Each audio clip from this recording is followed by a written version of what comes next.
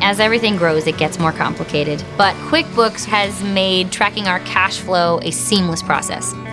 My husband and I started Humble House back in 2008. We started making hot sauce, selling it at a farmer's market on the weekends. Now we have a 10,000 square foot facility. It grew a lot, it changed, but it's definitely had humble beginnings. We needed to be able to see where all the dollars were going. What aspect of our company was being profitable, what was losing money, where we needed to tighten the budget. With QuickBooks, things are running smoothly. People get paid on time. We get paid on time.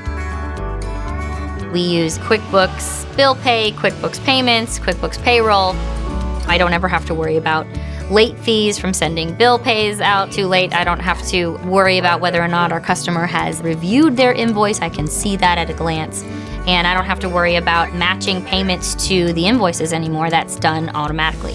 What I love about QuickBooks Bill Pay is that you can actually batch pay the bills and you can schedule them to hit your vendor's bank 2 days prior to when they're due. I don't have to worry so much about late fees or check lost in the mail or any number of things that could go wrong with sending money to someone else.